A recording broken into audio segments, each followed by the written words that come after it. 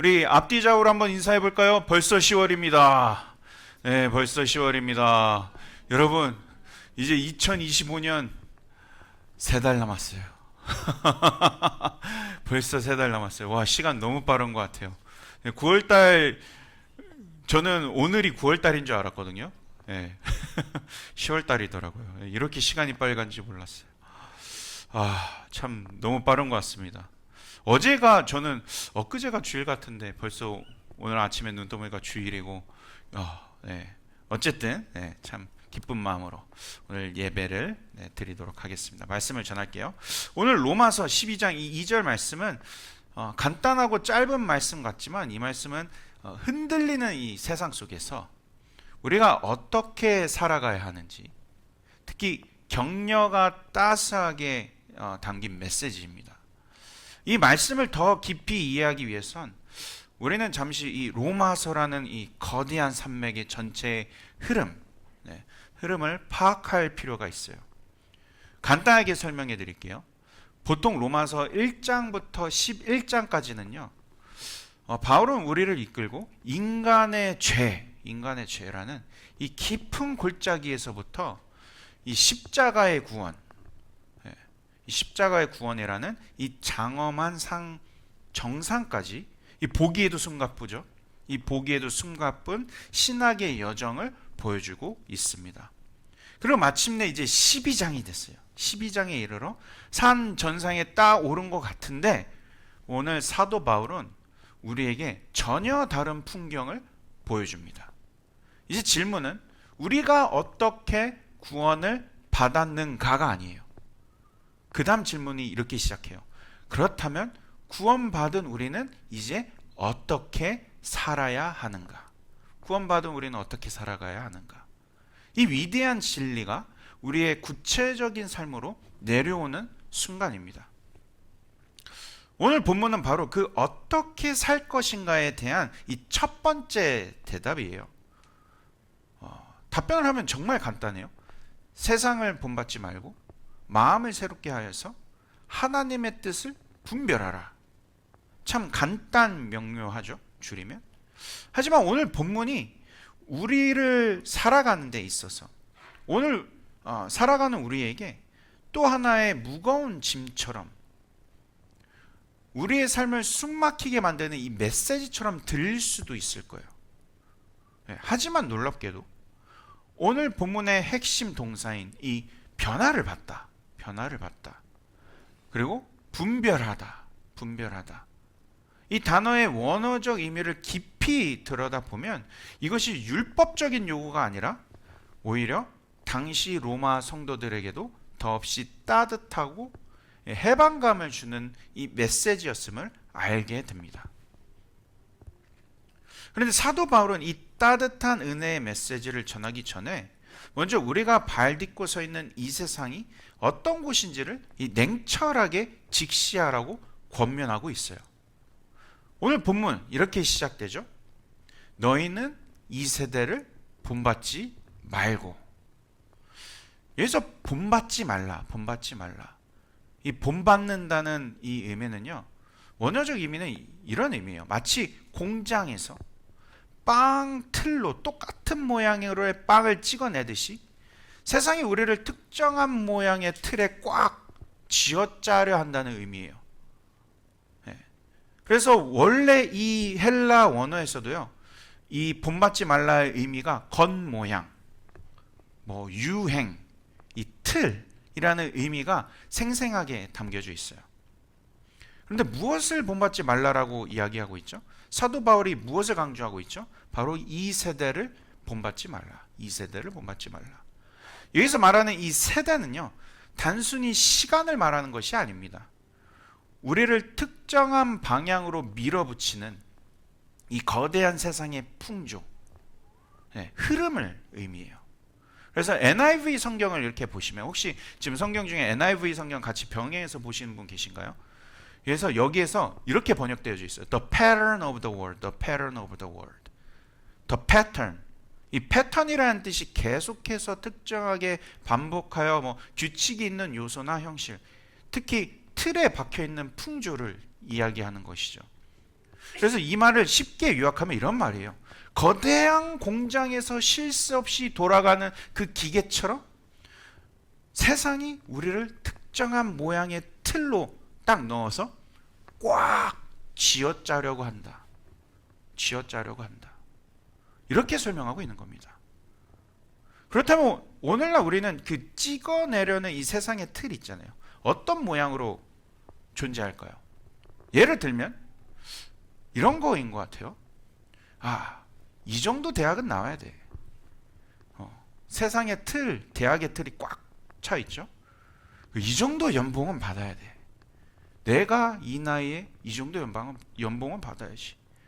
그리고 이 정도 외모는 돼야 돼. 이 정도 외모는 돼야 돼. 그래서 요즘 얼마나 성형이 흥행합니까? 이 끝없는 기준들.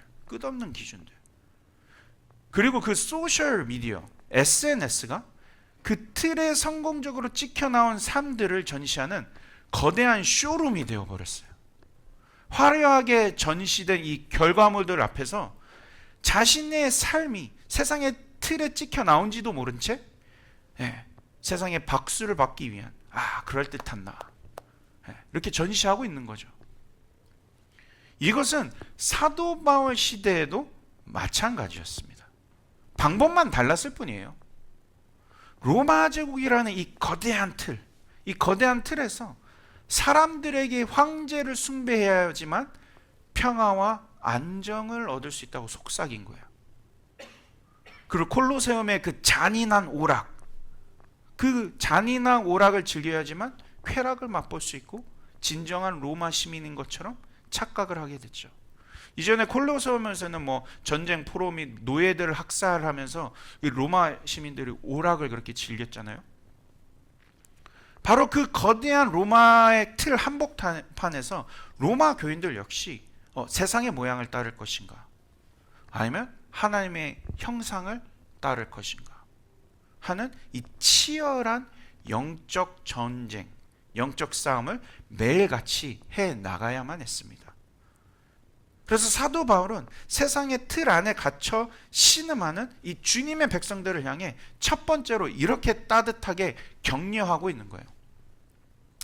오직 마음을 새롭게 함으로 변화를 받아.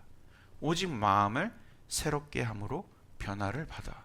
이게 무슨 따뜻한 이야기일까요? 변화라는 게 따뜻한 말인가? 여기서 일단 변화하다라는 이 동사를 잘 봐야 될 것 같아요.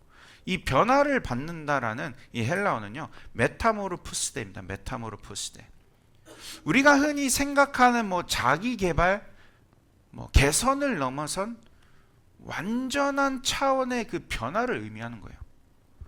이것은 이 애벌레가 더 나은 애벌레로 진화되어져 가는 것, 그런 것을 이야기하는 것이 아니라 번데기라는 이 죽음 같은 시간을 통과하여서 마침내 날개 돋친 나비가 되는 것, 이 나비가 되는 것 같은 완전한 변태를 말하고 있는 것입니다. 이 꿈틀거리던 존재가 전혀 차원의 피조물이 되어서 새로운 창조가 되는 거죠. 리크리에이션이 되는 거예요. 바울은 이처럼 근본적인 변화를 말하고 있는 것입니다. 그래서 이 단어는 신약 성경에 아주 특별한 장면에 쓰였어요. 예를 들어서 예수님께서 이 변화산에서 그분의 원래 그 영광스러운 신적 형상으로 변화되셨을 때 사용되어진 단어입니다. 이는 우리에게 요구되는 변화가 아니라 단지 윤리적인 수준을 넘어서 얼마나 영광스럽고 신적인 차원의 사건인지를 암시하고 있는 거예요. 하지만 우리는 이 위대한 부르심 앞에서 우리는 솔직히 마음속에 가책을 느끼죠. 내 내면에 근본적으로 그 무언가 변화하지 않았는데 겉으로는 이 괜찮은 이 그리스도인 연기를 하며 살아가는 삶이 우리의 한계를 알게 하기 때문이죠. 그렇다면 이 놀라운 변화는 어디에서 시작되어져야 할까요? 겉모습을 바꾸고 입술로 경건한 말을 연습하면 되는 것일까요? 바울은 정확하게 이야기합니다.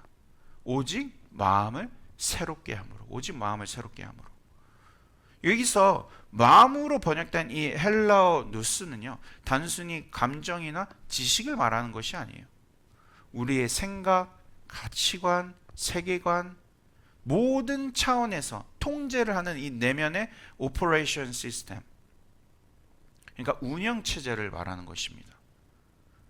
그런데 바로 여기서 우리의 심각한 문제를 마주하게 되죠. 로마서 1장 28절에 이런 이야기가 있어요. 우리가 태어날 때부터 하나님을 거부하도록 프로그래밍된 이 고장난 운영 체제를 가지고 태어났다는 거예요.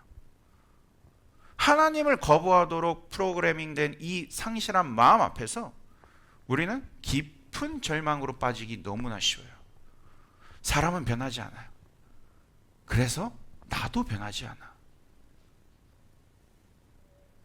이 소리가, 이 세상의 냉소적인 목소리가 마치 우리 자신을 향한 명백한 근거가 있는 소리처럼 들리기 때문에 그렇죠. 애벌레가 스스로 날개를 만들 수 없듯 우리의 결심과 노력만으로는 이 근본적인 변화를 이룰 수 없음을 우리는 너무나 잘 알고 있습니다. 바로 그 지점에서 사도 바울은 우리에게 이 복음의 놀라운 비밀을 알려줍니다. 사도 바울은 우리에게 스스로 변화하라 라고 이야기하고 있는 것이 아니에요. 변화를 받으라 라고 이야기하고 있어요.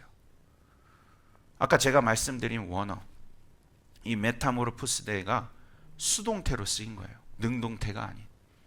이 뜻은, 이 변화의 주체는 내가 아니라 우리 안에서 일하시는 그 성령 하나님이 일하심을 분명히 말하는 것입니다. 하지만 우리는 종종 이 변화를 오해합니다. 마치 사도 바울이 다마스커스에서도 그런 것처럼, 다메섹에도 그런 것처럼 어느 날 갑자기 내 삶이 180도 바뀌어야 돼. 한순간에 극적인 사건으로만 생각되어져요. 그리고 이런 식의 메시지들이 많이 강요되어져 왔어요. 그런데 이런 메시지들이 우리의 마음을 얼마나 불편하게 만든지 모릅니다. 오케이, 변화라는 건 오케이. 근데 그것도 한순간에 변화를 해. 그리고 그런 특별한 경험이 없는 나 자신을 바라보면서 나는 아직 변화를 경험하지 못했나 봐. 낙심해하고 오히려 불안해합니다. 그러나 여러분, 하나님의 변화는 지금 당장 번개처럼 찾아오는 것이 아니에요. 이 마음을 새롭게 하여 변화를 받으라, 이 말씀은요, 우리의 이 빨리빨리 문화 속에서 압박감을 주기 위한 것이 아닙니다. 지금 당장 변하지 못하면 패배감을 심어주기 위한 것도 아니에요. 세상의 속도와 성공의 틀 안에서 신앙을 재단하려는 메시지도 더더욱 아닙니다. 감사하게도 이 변화를 받으라, 이 말씀 어원에 지금 당장이 아닌 이런 의미가 담겨져 있어요. 계속해서, 점진적으로. 하나님의 따뜻한 시간표가 담겨져 있는 거예요. 이것은 한순간의 완성을 말하는 것이 아닙니다. 앞으로 긴 우리의 삶 속에서 실패를 통해서 배우잖아요. 넘어짐을 통해서 깨달아가는 이 지속적인 과정으로서의 변화를 말하고 있는 것입니다. 마치 애벌레가 나비가 될 때 하루아침에 날개를 달던가요? 절대 아니죠. 아무런 변화도 없어 보이는 그 번데기, 그 번데기의 모양으로 긴 침묵의 시간을 통과해야 되는 것처럼 우리 인생의 여정도 이와 같습니다. 우리는 그 번데기의 시간 속에서 때로는 넘어져요. 죄를 지어요. 그리고 수많은 삶의 질문들 속에서 방황합니다. 정체되어 있는 것처럼 보여요. 그 번데기가. 예수님의 제자들조차 보면요, 사형 내내 받쳐요. 뒤에서. 그리고 예수님 의심하고 배신하고 온전치 못한 모습을 계속해서 보여줘요. 성령을 받고 나서도 계속해서 보여줘요. 그런데 그 은혜로운 사실은 그렇게 지루하고 의미 없어 보이는 시간들이 흐른 뒤에 문득 딱 뒤를 돌아볼 때 우리는 깨닫게 되는 거죠. 내가 애쓰고 발버둥 치던 그 모든 순간에도 성령의 가랑비가 아주 조금씩 조용히 나의 영혼을 적시고 있었던 것입니다. 그 성령님께서 나도 모르게 나를 조금씩 변화시켜 왔다는 사실이에요. 저도 설교 준비하면서 깜짝 놀란 사실이 하나 있습니다. 네, 이건 그냥 개인적인 건데, 제가 오늘 딱 부임한 지 1년 됐더라고요. 네, 너무 깜짝 놀랐어요. 저도 설교 준비하면서. 뭐 박수 받을 만한 일은 아니에요. 여러분들도 너무 고생 많으셨어요. 저랑 함께 하시느냐고 너무 수고 많으셨어요.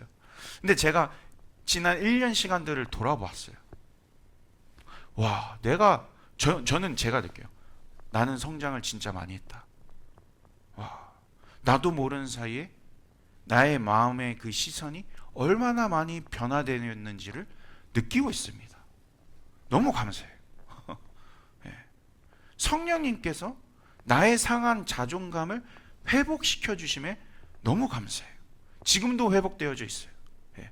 그래서 나중에 기회가 되면 이 자존감에 대해서 제가 여러분들과 함께 은혜를 나누고 싶어요. 지금 천천히 준비하고 있어요. 사랑하는 여러분, 너무 감사해요. 1년 동안. 예. 오늘 사도 바울은 우리를 이렇게 격려하는 것과 같습니다. 세상이 짜여진 틀에서 이 변화해야 된다는 압박감에 힘들어하고 있어? 괜찮아. 하나님은 우리의 속도를 아셔. 우리의 모든 넘어짐까지 사용하셔. 조급해하지 말고 너를 빚어가시는 그분을 신뢰하고 그 인내와 끈기를 바라봐봐.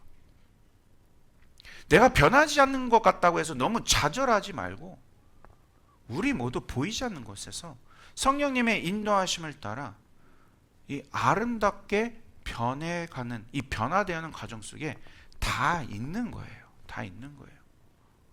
그리고 이 점진적인 변화의 과정 속에서 사도 바울은 우리에게 또 하나의 이 극적인 삶의 방식을 권면합니다. 바로 하나님의 선하시고 기뻐하시고 온전하신 뜻이 무엇인지를 어떻게 하라고요? 분별하라. 여기서 이 분별하다라는 이 헬라어 동사는요, 도키마제인입니다. 단순히 A와 B가 있는데 무엇이 옳고 그른지 판단하라는 이 차가운 직접 활동을 말하는 것이 아니에요.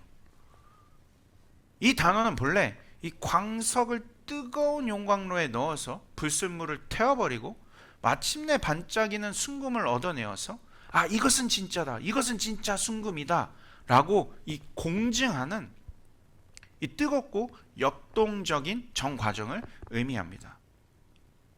쉽게 말하면 이것이에요. 분별이란 머리로 하는 계산이 아니라 삶으로 겪어내는 실험과도 같습니다. 아이러니하죠? 실험이라니, 테스트라니. 우리의 삶을 직접 하나님의 뜻이라는 이 불 속에 던져놓고 세상의 가치관이라는 이 틀, 그것을 불순물에 의해서 타 없어지는 것을 경험하며 순금과 같이 온전히 하나님의 선하신 그 삶으로 경험하며 깨달으라는 것이에요. 로마 1세기 성도들에게 이 분별은요, 곧 생존과 직결된 문제였어요. 되게 아이러니하죠? 그때 그 당시에 사람들은 매일 삶의 현장 속에서 이 뜨거운 용광로와 마주해야 했습니다. 모두가 로마 황제는 나의 주님이라고 외칠 때 뒤에서는 목숨을 걸고 예수님이 나의 주인이십니다 라고 고백할 것인가. 친구가 콜로세움의 이 잔인한 경기를 보러 가자고 할 때 이 생명을 오락거리로 삼는 세상의 문화에 동참할 것인가. 그들은 이 질문들 앞에서 기도하고 공동체와 함께 씨름하며 하나님의 뜻을 시험하고 마침내 그 뜻을 찾고 살아냄으로써 깨닫게 됩니다. 오직 그리스도의 길만이 생명을 낳는다. 오직 그리스도의 길만이 생명을 낳는다. 그들의 삶 자체가 살아있는 증거가 된 거예요. 이것이 바로 바울이 말한 이 도키마제인 분별입니다. 분별. 그렇다면 오늘을 살아가기는 우리에게 주어진 이 도키마제인 분별의 과제는 무엇일까요? 21세기 우리가 토론토에서 살고 있지 않습니까? 이 토론토의 콜로세움과 이 토론토의 황제 숭배는 과연 어떤 모습으로 우리 앞에 서 있을까요? 어쩌면 이런 게 첫 번째일 것 같아요. 돈이 최고, 돈이 최고. 이건 토론토를 떠나서 돈이 최고라고 외치는 이 물질주의의 재단 앞에서 우리의 시간과 양심을 바치라는 이 유혹이 있을 수도 있고요. 참 직장 생활에서도 여러분 참 이런 유혹 때문에 많이 힘들 거예요. 성공을 위해서라면 과정이야 어찌 괜찮다. 세상의 방식에 이 침묵하라 라는 이 압력이 있을 수도 있고, 어쩌면 끊임없이 타인과 나를 비교하면서 이 SNS 차가운 문화를 이 들어가는 나의 모습, 이 거대한 세상의 흐름 속에서 변화된 마음을 가진 우리는 잠시 그래도 질문해 보아야 돼요. 무엇이 하나님의 선하심을 드러내는 일인가? 심지어 SNS조차에서도, 나의 직장에서조차도 나의 어떤 결정이 하나님을 기쁘시게 하는가? 학업에서, 그리고 어떤 길이 나를 그리스도를 닮은 온전한 사람으로 이끄는가? 이 질문들이 바로 우리의 삶을 올려놓는 이 영적인 용광로입니다. 우리는 매일의 선택의 삶 속에서 세상의 방식과 하나님의 방식을 삶으로 부딪혀보며 무엇이 불순물이고 무엇이 순금인지를 경험으로 배우게 돼요. 경험으로. 수많은 경험이라는 길 속에서 그 길 위에서 때로는 손해도 보고요. 때로는 실패해요. 대부분 실패하죠. 때로는 넘어지기도 합니다. 하지만 아이러니하게도 바로 그 넘어짐의 순간에 우리는 오히려 더 크게 깨닫기 시작해요. 어떤 길이 나를 복된 곳으로 이끌었는지, 또 어떤 길이 하나님의 미소를 자아내게 했는지, 그리고 마침내 어떤 길이 나를 온전한 모습으로 빚어가고 있었는지. 그래서 사랑하는 여러분, 하나님의 뜻을 분별하는 것이 너무 어렵다라고 생각할 필요가 없어요. 뭐 한순간에 이루어지는 신비한 것으로 생각할 필요도 없습니다. 무슨 신령한 은사를 받아서 한순간에 하나님의 음성을 들어야 되고 지금 당장 환상을 봐야 되고 그런 것이 아니에요. 이 도키마제인 분별하라는 이 말은요, 어느 날 갑자기 하늘에서 신비한 음성이 들려오고 극적인 경험을 하라는 뜻이 아닙니다. 오히려 이 단어의 참된 의미는 성령님을 통해 새롭게 변화된 마음으로 꾸준히 살아가다가 얻게 되는 거 있잖아요. 아주 자연스러운 영적 통찰력을 가르치는 의미예요. 대단한 거 말하는 거 아닙니다. 여러분 혹시 조향사 아세요? 조향사? 조향사, 향수를 만든 사람이죠. 조향사. 그 조향사, 향수를 만드는 사람들이 어떻게 그 예술적인 향수를 만들어낸지 아세요? 혹시? 눈에 보이지 않는 그 향수가 사람의 감정과 그 기억에 깊은 영향력을 미치잖아요. 그 영향력 있는 향수를 만들기 위해 조향사는 수천 수백 가지의 향료 속에서 최고의 조합을 찾아낸다고 합니다. 그 분별의 과정은 조향사가 수많은 향료의 특성을 하나하나 분별하고 기억하는 과정이에요.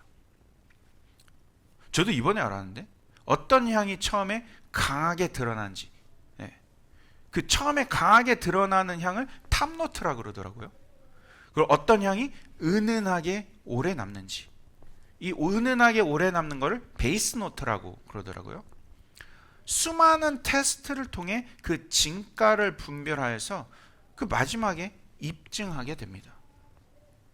근데 이 분별 과정 속에서 조향사는 오랜 훈련을 통해서 자신만의 이 후각적 감각과 창의력을 개발한다 그래요. 단순히 향료를 섞는 것이 아닙니다. 특정 감정이나 이야기를 향으로 표현하는 이 방법을 스스로 터득하게 되는 것이죠. 보통 조향사들이 하나의 상품을 만들기 위해서 수백 번은 기본이래요. 수천 번의 시도 끝에 향수 하나가 나온다 그러더라고요. 그리고 그 향수가 나온다 하더라도 그것이 끝이 아니래요. 최소 100번, 많게는 500번의 테스트를 또 거친다고 합니다. 우리도 세상의 풍조 속에서 성령님이 주시는 이 수 없는 은혜의 단비를 맞고 하나님의 선하고 온전하신 뜻이 무엇인지 분별하려 애씁니다. 그리고 그것을 기억하려고 굉장히 애써요.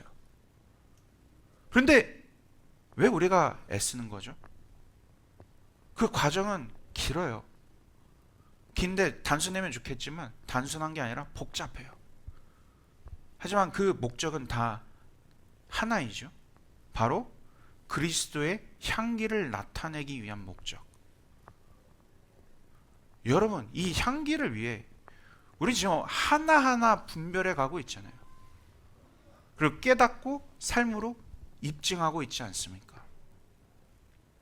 이는 우리가 세상의 다양한 가치관 속에서 그리스도의 향기가 무엇인지 분별하고 우리의 삶을 통해 그 향기를 드러내는 방법을 배워가는 여정을 밟고 있는 거예요. 우리가 삶에서 겪는 수많은 테스트와 실패는 바로 그 분별력을 훈련하는 과정입니다. 그래서 여러분 힘내세요. 네. 좌절할 필요 없어요. 계속 힘만 내시면 돼요. 더딜 수 있어요. 네. 어리석게 보일 수도 있습니다. 하지만 그 과정을 통해서 우리는 마침내 하나님의 선하신 뜻이 무엇인지를 삶으로 증명해내잖아요. 그리고 세상 속에서 그리스도의 향기를 드러내는 사람들로 빚어져 갑니다. 이것이 바로 바울이 말한 영광스러운 도키마제인 분별의 여정이에요. 분별의 여정. 이제 말씀을 정리하겠습니다. 오늘 사도 바울은 우리에게 변화를 받으라, 분별하라라고 권면합니다. 그러나 이 두 가지 권면은 결코 한순간에 완성되는 이벤트가 아닙니다. 오히려 이것은 평생에 걸쳐 돼요. 평생에 걸쳐 계속되는 이 기나긴 여정으로 그 속에 초대되었어요. 그 여정 속에서 우리는 수없이 넘어집니다. 때로는 하나님의 선하심마저 의심합니다. 절개하는 순간과도 마주칠 것입니다. 하지만 그 넘어짐의 과정, 아무런 변화 없이 보이는 이 침묵의 번데기 같은 시간, 수백 번의 실패를 거듭하는 이 조향사의 그 시험 속에서 우리는 아주 조금씩 변화되어져 갑니다. 그리고 먼 훗날 우리가 뒤를 딱 돌아보았을 때 비로소 그때 깨닫는 거예요. 성령님과 동행하는 삶이란 나의 완벽함을 증명하는 것으로 되는 것이 아니라 나의 모든 실패, 연약함마저도 나중에 그리스도의 향기를 만드는 재료가 되고 나를 끝까지 포기치 않으시는 그 하나님의 그 따뜻한 사랑과 인내하심을 경험하는 과정이 있었음을 우리는 이내 깨닫게 되는 거죠. 깨달음을 주기 위한 말씀이 오늘 본문의 말씀이에요. 너희는 이 세대를 본받지 말고 오직 마음을 새롭게 함으로 변화를 받아 하나님의 선하시고 기뻐하시고 온전한 뜻이 무엇인지 분별하도록 하라. 사랑하는 여러분, 조급해하지 마세요. 네, 조급해하지 마세요. 조급할 필요도 없습니다. 하지만 결코 포기하지 마세요. 포기하지 마세요. 네. 부디 한 걸음 한 걸음 더디지만 분명하게 빚어가시는 이 하나님의 성령님의 손길을 신뢰하면서 마침내 우리의 삶 속에서 유일하신 그리스도의 향기를 피워내는 저와 여러분들 모두가 되기를 주님의 이름으로 간절히 축원합니다.